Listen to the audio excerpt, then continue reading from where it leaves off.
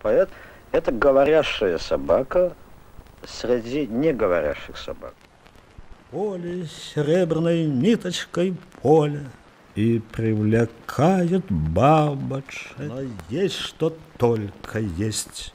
Разгуляемся снова, разгуляемся. О, непроглядная ясность! Причем тут это есть сестра. Чистота сотворяется, не взорвется ничто, где есть глаза зачинались. Буду величие, благоухание, снежинки все несут и несут на землю иероглифы Бога.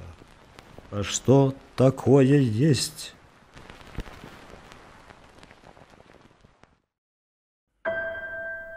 Иногда мне кажется, что я живу даже не второй, а какой-то третьей, четвертой жизнью. В моем детстве в нашей деревне были еще черные избы. Семилетку я окончил при Лучине. Среднее учебное образование при керосиновой лампе. Чувство моей юношеской любви загоралось в пламени огромных чувашских хороводов. И вот стареющий я сижу и говорю с вами в Париже, а в ушах у меня гул Авиньонского фестиваля. Зараюсь и дома, и все забываю, и снова я с братьями. Мне только свет, и не знаю подробные вещи. Снова улыбки, давно по себе принимающие, ли я с благодарностью с кругов мерцаний отцов. И только одно уже помню, как будто сияли сиянья в звонких проемах касаниях, звонкости веяния женственно-жертвенных сил, столь всеохватно, как мир отовсюду, мне тоже сыну шепча. Я чуваш. Мой первый язык чувашский. Мою деревню, которая находилась на юге Чувашии, окружали бесконечные леса, в которых чуваши скрывались от татар, от русского крещения. Леса и болота начинались прямо у деревни. А что находилось на той стороне леса, было непонятно, потому что никто туда не добирался. Была такая самозащита, обособленность. И организовывалось общество, которое разрабатывало мирные законы памятования основ мирного уклада, потому что это очень сложно – жить мирно. Убийство в наших деревнях случалось раз в 100 лет. Это было событие столь невероятное, что у такой деревни ставили громадный черный столб, означавший «Внимание, здесь убили человека». Богатство и бедность не управляли жизнью. Важнее было количество сыновей в семье, ведь землю распределяли подушно. В такой деревне я вырос. В тумане сияния Родины островами остались, жемчугами остались леса, до которых я никогда не добрался. Детское что-то я помню, толь плечики в них выступали, белели наклонно к полям, то ли жалобой вдруг расслаблялось движение, скорее в печали, чем зримое там на опушке недостижимое. Айги – это не псевдоним, это родовое имя. Есть такое чувашское слово «хайги». Оно означает «тот самый». Кто-то из моих прадедов упорно выговаривал «айги» без первого звука. Так и пошло. У чувашей фамилии ведь прежде не было. И свою паспортную фамилию, Лисин, отец мой получил случайно. Мужики, собравшиеся придумывать себе фамилии, сначала давали их просто. У тебя отец Василий, будешь Василий. Петр, так Петров. Потом заскучали, стали брать фамилии знаменитых людей. У чувашей поэтому есть и Пушкин, и Ломоносов. И я учился в одном классе с Александром Сергеевичем Пушкиным. Это был несчастнейший человек на свете. А когда дело дошло до отца, мужики совсем расшалились и записали его Лисиным. Он был хитрый, как лиса. Но истинное имя нашего рода – Айги. А когда в Чебоксарах выпускали мою первую книгу, то мой крестный отец в литературе, Педер Хузангай, так и сказал: «Твое родовое имя Айги? Вот это и есть твое поэтическое имя». Закатилося, куполя куполели, солнышко, лелю май, а лелюнка леда. Тихо здесь входит в пение Демядис, Божие дерево, куполя куполели. Спит в постелюшке дочь моя лелю май, а лелюнка леда. Моими колыбельными были пушкинские стихи. Отец, деревенский учитель, пел их мне на мелодии, должно быть, собственного сочинения. Я потом никогда ничего похожего не слышал. Чудесное райское детство с отцом, другом, покровителем, поэтом. Удручающее одиночество без него. Он погиб на фронте в 1943 году. Несколько лет я ходил в поле. Не идет ли по дороге мой отец? Не возвращается ли? Мне было 6 лет, когда я написал, как ни странно, не стихи, а какой-то прозаический фрагмент. О том, что мы с мамой были в лесу, и что все деревья уже пожелтели, и самое мощное дерево стояло еще в листьях грязно-желтых. Меня это поразило, и это был дуб. О своем удивлении, почему же этот дуб стоит, чего он ждет, был мой рассказ. Отец очень серьезно со мной поговорил, как взрослый с взрослым. Он сказал: «Ты будешь писать, но это очень трудный путь. На нем надо искать правду, любить ее, быть ей верным». Он был очень серьезен.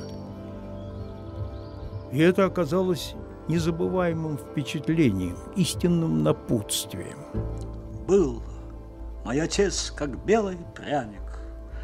Белое сияло добро, воздухом дня поглощаясь. А теперь в этом воздухе нет никого. Горница зимою становится полем пустынным, теменью дня поглощаясь. И снятся под утро в поле отцовские сани, белые, как пряник, только в них нет никого. Но излучается, веет над ними белое тоже добро, грустью моей поглощаясь. Я очень плохо начинал в поэзии. Наверное, хуже моих стихов ничего не было, когда я поступал в Литинститут.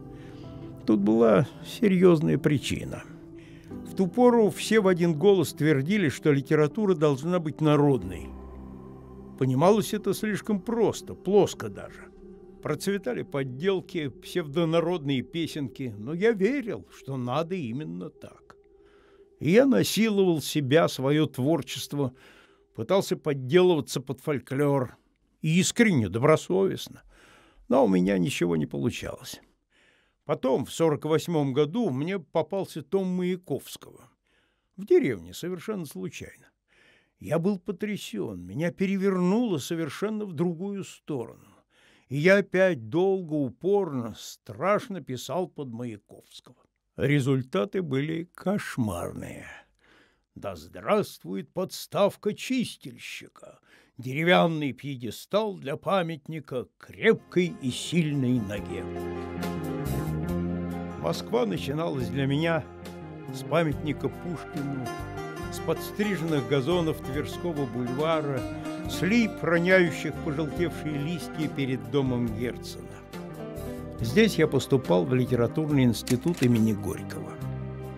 Все влекло вперед, радовало и мучило. Каждый шаг обещал новые знания, новые восторги, новую дружбу.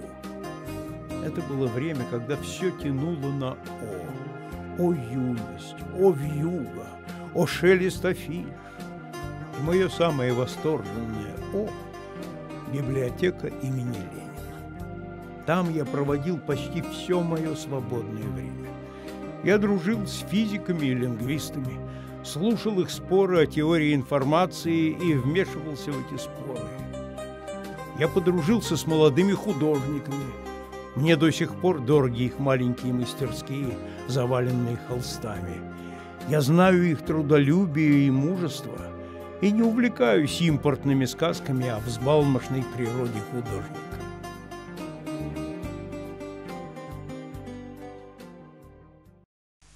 От близкого снега цветы на подоконнике странны. Ты улыбнись мне хотя бы за то, что не говорю я слова, которые никогда не пойму. Все, что тебе я могу говорить: стул, снег, ресницы, лампа. И руки мои простые и далекие, и оконные рамы будто вырезаны из белой бумаги, а там за ними, около фонарей, кружится снег самого нашего детства. И будет кружиться, пока на земле тебя вспоминают и с тобой говорят. И эти белые хлопья когда-то увидел я наяву, и закрыл глаза, и не могу их открыть. И кружатся белые искры, и остановить их я не могу. Мое поколение выросло без отцов. Оставшиеся лжеотцы от литературы воевали с такими, как я, как с равносильными врагами. Поистине отеческое отношение ко мне я встретил в моей юности только у двух чувашских поэтов. И еще у Бориса Пастернака. Я пишу о поэте, который был аполлонически прекрасен в свои 70 лет, и о 22-летнем восторженном юноше. Этим юношей был я. Одно из моих первых русскоязычных стихотворений называлось «Отмеченная зима». В этом названии скрытая цитата из Пастернака. Я знал, что он среди близких отзывался обо мне словами «он отмеченный». Мы с женой вышли прогуляться. На Переделкинском перекрестке мы столкнулись лицом к лицу с Борисом Леонидовичем. Это произошло среди очень пастернаковской вьюги. В эту стихию включился поистине вьюжный монолог Пастернака. «Как я рад! Вот, наконец, вы здесь! А ведь вообще думают, что смысл существующего, главное, где-то там, в других мирах. Нет, все здесь, сейчас, вот, в это самое время, вечное, неприходяще сущностное здесь, и прекрасное здесь, и тайна, и чудо, и наша нескончаемость, все здесь. Ведь вы понимаете, да? Много было счастья. Тяжелые времена наступили резко, одним мрачным огромным обвалом. Ранней весной 1958 года Пастернак ждал меня по обыкновению на веранде. Он не поднялся мне навстречу. Сидел, охватив руками склоненную голову с прекрасной серебряной сединой. Услышав мое приветствие, опустил руки. Лицо его было как обугленное. «Борис Леонидович, опять что-то случилось?» — воскликнул я. Снова тучи над головой накопились. Он Пушкина звал себе на помощь. Его бесстрашные строки. Страшные были дни. А потом началось это дело с исключением меня из комсомола. Не снимая платка с головы, умирает мама. И единственный раз я плачу от жалкого вида ее домотканного платья. О, как тихие снега, словно их выровняли крылья вчерашнего демона! О, как богаты сугробы, как будто под ними горы языческих жертвоприношений. А снежинки все несут и несут на землю иероглифы Бога.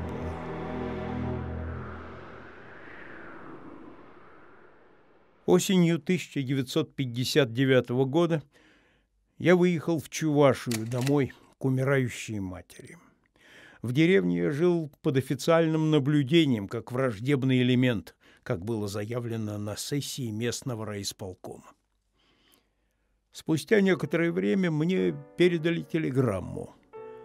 Словно двинувшиеся с бумаги ударили слова: «Классик скончался». Моя мать, малограмотная крестьянка, обладала драматически развитым умом и была для меня настоящим духовным другом.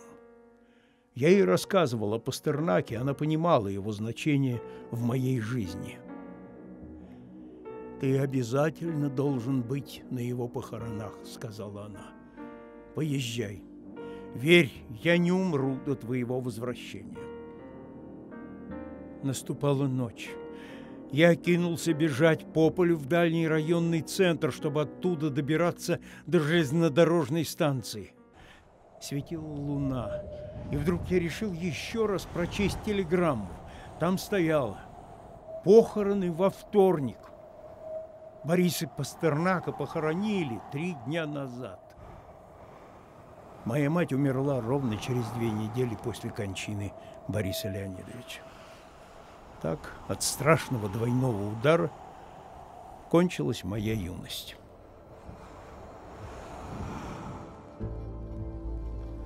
Не вы убивали, не вы побеждали, не вашего поля. Недаром вы слушать его не умели, диктовало откуда-то что-то, места своего не имея. И не было будто ни губ, ни бровей, ни висков, кроме далекого голоса и неожиданных рук. И даже законы движения и роста искали иного служения ему. Непредвиденным было то место под небом, где все утверждалось как тяжесть, и от всех эта тяжесть его отделяла, как падающее что-то отделяется от воздуха в воздухе. И цвета испанского табака были живы глаза перед смертью, тоскующие по чистоте, рождаемой только разрывом и гибелью. В конце 50-х, в очень тяжелый для меня период жизни, я подготовил себя к мысли, что ни одной моей строки при жизни я не смогу опубликовать. Был выкинут в безбрежность России, мотался по Сибири, снова вернулся в Москву, без средств к существованию, без прописки. Я год на вокзале ночевал, на главпочтамте, всякого хватало. Меня спасла встреча с кругом подпольных художников, поэтов и музыкантов. Это было истинное братство бедных, но гордых, объединенных творческими поисками и надеждой людей. Это меня и спасло. И жизненно, и творчески. Они меня приняли как своего. Мои стихи, я тогда только начинал писать по-русски, моя нерусскость для них никогда никакого значения не имела. Я в жизни никогда не испытывал по отношению к себе никакого национализма. Это было счастье моей жизни и судьбы. Никогда не был чужим среди русской интеллигенции. В наших подпольных авангардистских кругах этого просто не существовало. Это черта именно авангарда как такового, классического всемирного авангарда, когда все равны и все действительно братья в творческих поисках. Это замечательная черта. А пить, как будто в лете спать, с лицом чужим, как бы натянутым, над местом невещественным, опасным, и озаряться в той реке огнем незримым тьмы. Ты там, мой друг, до спамятствия сказавший, как жить, да шкурой на базаре торговать своею золотой. Меня никуда не брали. Проверяли документы, видели, что меня исключили из комсомола, и все. Я пошел устраиваться на химзавод около Киевского вокзала. И вот уже перед тем, как выйти на работу, я пришел к Волконскому. «Ты с ума сошел? Я тебя запру и не выпущу из дома, пока не устрою на работу». Знакомый Рихтера работал в музее Маяковского и назначил мне явиться туда. Я пришел, и меня сходу взяли на работу. Директор музея гордо сказал потом: «Ну, наконец, у меня народный человек появился. Вы все тут декаденты». А потом этот народный человек стал устраивать выставки футуристов.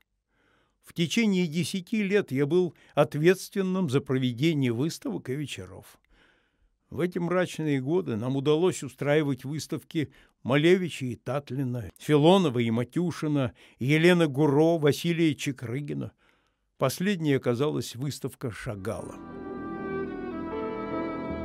Где тьмы безвинных жертв, давно уж призраков, где сам ты жертва, лишь пока живущий, там Родина.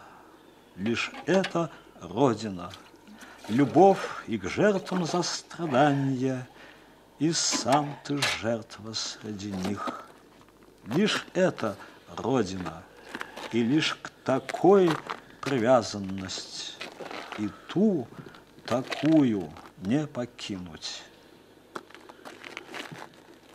А как жил?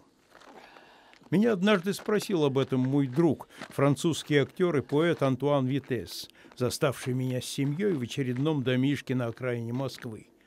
Ведь приходилось с 3 детьми то снимать квартиру, то скитаться по друзьям. Вот одно объяснение есть – дружба. Настоящая дружба, которая поделится последним куском, последней тряпкой, крышей над головой. Я мог потратить день на поиски 3 рублей, но я их находил обязательно. Мои друзья не были, понятно, богатые, но было то, о чем сейчас много говорят – сострадание, милосердие. Не на словах, а кто чем мог. Помогали мне и европейцы, но больше помогали, постояннее, наши. Оно и понятно. Причем не только художники, поэты, музыканты, а просто разные люди. Кого Бог послал, тот и друг. Самое ценное, самое дорогое в моей жизни – это друзья. Они и спасли, буквально. Я как будто в муке, а весь так хорошо, в этом холоде странно уютно. Я полою одежды укрыт в этом мире, в ожидании легком. Это счастье мое, как взяв юшку и здесь, и буран за селом. Я не знаю других, о, священно народный, словно мама народ. Впервые мои стихи в Европе появились в 1962 в молодежной варшавской газете. Их опубликовал выдающийся польский писатель Виктор Ворошильский. В Чехословакии вышли почти одновременно 2 книги, затем в ФРГ. Я преодолевал страх, чтобы выжить, и продолжал работать. 20 лет писал в стол. После публикации моих стихов в журнале «Континент» в 1975 году я ни разу не смог поехать в Чувашию в течение 10 лет. Друзья предупреждали, что не будет для меня жизненных гарантий. Меня спросила приятельница: «Гена, как вы пишете?» Я ответил: пишу так, как будто завтра все будет кончено. И давно вы так пишете? Уже 20 лет.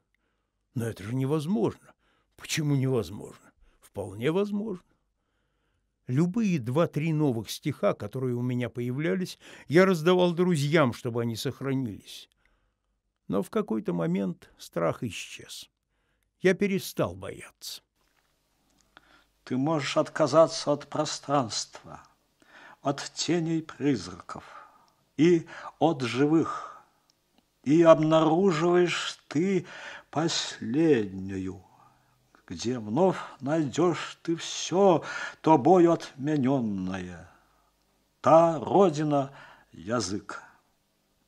Быть похороненным в той родине, с надеждой в ней пребыть, в сиянье остающемся, хотя и лимб язык, и худшие в ней ты знал, водя их сумерки в сиянье. И нет другой, быть схороненным в ней с надеждой, даже без надежды. Касаясь шубы, как в санях, кусал ты губы. Понимают или не понимают меня, я об этом никогда не задумывался. Даже некоторые близкие друзья в течение многих лет называли мои стихи полным бредом. Неправда, что мои стихи ходили в самиздате. Кроме 5-6 человек, их никогда никто не переписывал, не перепечатывал. В 1959 году в деревне я решил: буду в стихах строить тугие пространства, и буду строить их иначе, чем принято в русской поэзии, в других пространствах. И мои стихи стали превращаться в тот тип свободных стихов, который я раньше не любил. Моцарт божественный, Моцарт, соломинка, циркуль божественный, лезвие, ветер, бумага, инфаркт, Богородица, ветер, жасмин, операция, ветер, божественный, Моцарт, кассация, ветка, жасмин, операция, ангел божественный, роза, соломинка, сердце, кассация, Моцарт. Словесный текст как тело. Предварительно я его вижу, может быть, и не на бумаге, а в некоем сотворенном небумажном пространстве. В заботе над телом вещи на бумаге, я думаю, сказывается и мое сельсконародное происхождение. Например, все мои стихотворения обязательно озаглавлены.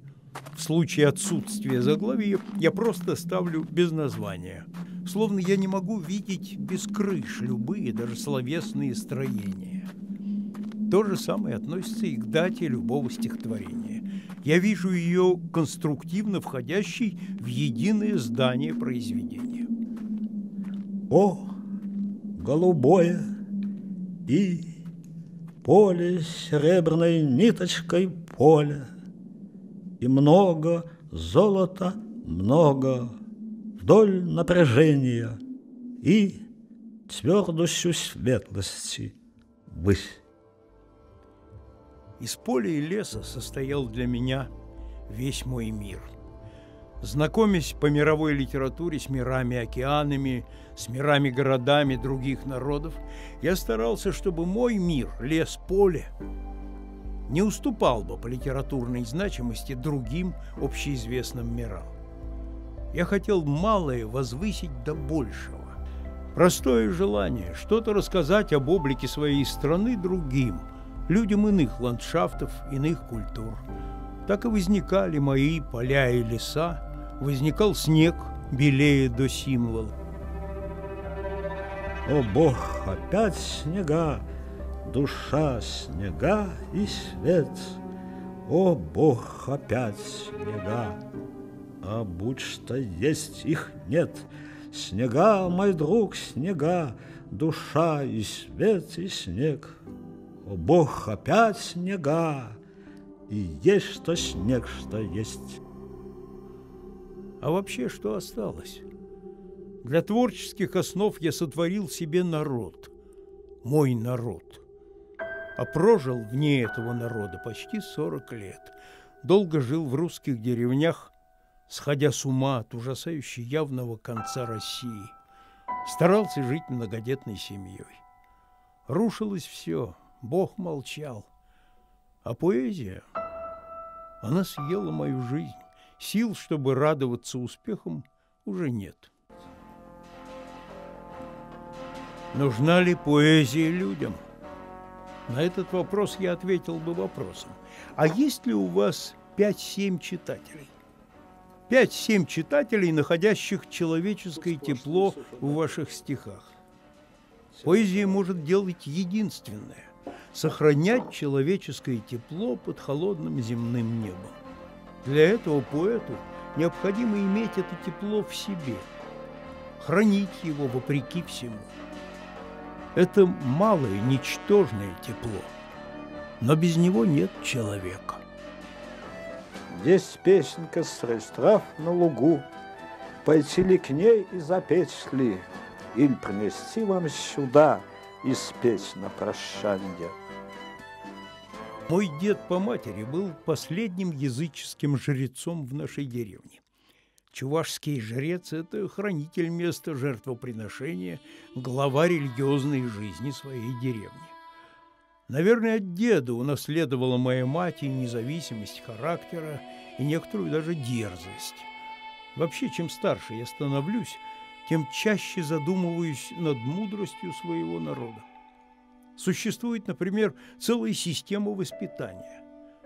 Особым должен быть подход к светилам, солнцу, луне. Они священны, они очень живые. Все это воспитывается с детства. Все вложено в наши языческие молитвы, они на этом держатся.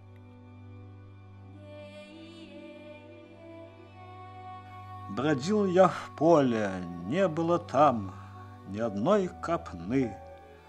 Зашел я в деревню и не увидел там никого. А девушки сидели за вымытыми стеклами узеньких окон и вязали глазастые кружева. Посмотрел я в окно и увидел, что сватают мою милую. В белое платье ее нарядили, в руку дали ей ковшик, и стоит она перед столом. Я плакал, качаясь перед твоим окном, и была ты тиха, как свеча на подоконнике высокой церкви. Вижу, молчал я, прощай. Родных не имея, народ понимал я. Долго потом, что-то было, я знал, и ничего головой не запомнил, плача щеками в руках. Мой переход на русский был мучительным. Я стал писать на русском, но дал себе клятву, что чувашский никогда не оставлю. Это мой долг.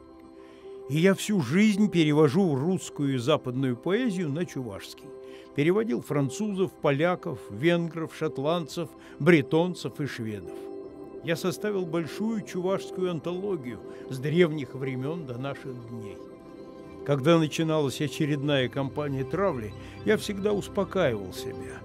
И это, честное слово, вселяло силы.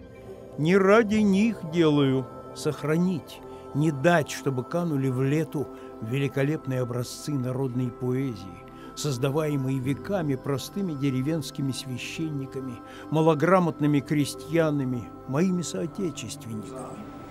И это птица-коля, чувашка. Читаешь, и вдруг ловишь себя на мысли, что слышишь голос деревенской девочки, жившей в XVI или XVII веке.